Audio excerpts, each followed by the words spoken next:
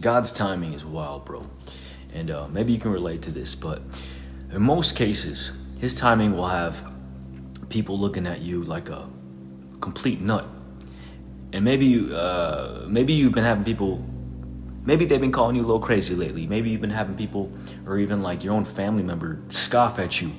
And hey, I don't know what you're praying for right now, but maybe, I don't know, maybe you desire a girlfriend, maybe a wife, a healthy marriage. Maybe you're believing for success in a certain area of your life, a project, a dream job, a blessing that just feels way too out of reach. Whatever it is, my encouragement to you, and actually mostly to myself right now, is do not allow the scoffers, the mockers, the haters, the trolls, the unbelievers, the doubters, don't allow them to shake you, bro. And most of these people, honestly, it's probably because they hate their own life, and maybe they have so much unbelief with what God can do in their own life that they're envious, they're jealous, and when they see you rising or even trying to rise, they try to bring you back down to their level. And honestly, most of the time they just do this unknowingly, unintentionally, because they feel so bad about their own lives, and it makes them feel better if you're just as miserable as they are, right? And hey, maybe you've done this to people yourself. I know I have. I ain't gonna lie, like I've been on both sides of the spectrum. Misery loves company, right? Anyways, if God has placed a dream in your heart, hey, you may not look the part, you may feel unqualified, not smart enough, but if it's God's will, it will come to pass. As long as you are obedient and aligned with him and what he says about you, not with what other people say about you. I mean, think about it. Let's look at Noah here, right? God told him to build an ark with very specific instructions when there wasn't even a single drop of rain. I mean, imagine the ridicule, bro. Imagine the amount of people who probably thought he had lost it. Imagine the amount of people who tried to probably bring him down. But nah, man, Noah stayed obedient. No questions asked. He stayed diligent on his task. And finally, when the flood came, you know, his crazy obedience was the very thing that saved his family. And come to think of it, I'm sure, you know, building that ark, that building phase, which lasted around 50 to 70 years, I'm sure it even isolated Noah. I'm sure it caused him to become a bit of a recluse. And so sometimes, not all the time, but when God calls you to something, this has happened to me.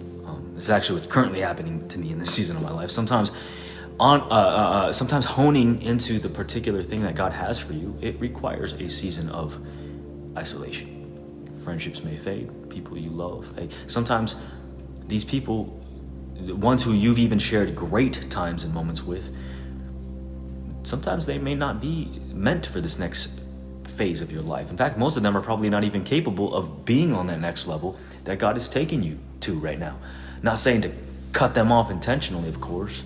Or maybe I am. I don't know. But if you find yourself naturally being separated, it's okay to allow that.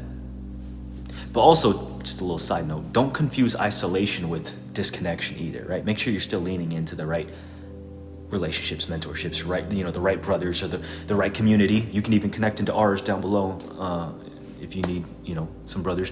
But just, you know, having people aiming in the same direction as you are, who are actually receiving wisdom from God themselves, who are declaring God's words over you, and also having people in your life who are already walking where you feel God is calling you to, right? People who are already in the position you feel God is calling you to.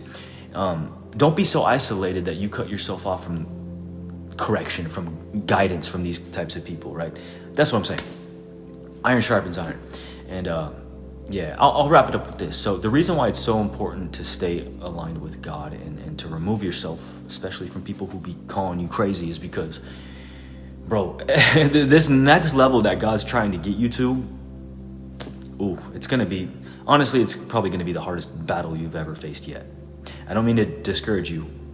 I'm just trying to prepare you. And a lot of the times when we allow people who aren't meant for our next season, when we allow their negativity, doubts, and all their unbelief to seep into our life and to seep into our minds, we begin to allow their thoughts to shape us, to shape our thoughts. We begin to adopt their language over ourselves. And I feel like God, lately, he's been really telling me, hey, don't just be obedient with your actions, but be obedient with your attitude as well and what you say. The easiest thing in the world to say is, I can't, right? It's wild. They say to treat others the way you want to be treated, but what about also treating yourself the way you want to be treated? So be careful, not just of avoiding people who call you crazy, but also be mindful of calling yourself crazy. Or saying things like, I can't, or I'm just not, God won't come through, not this time. You know, we got to be careful what we say. Be obedient with your attitude and your language. And that's the question I'll leave you with here today.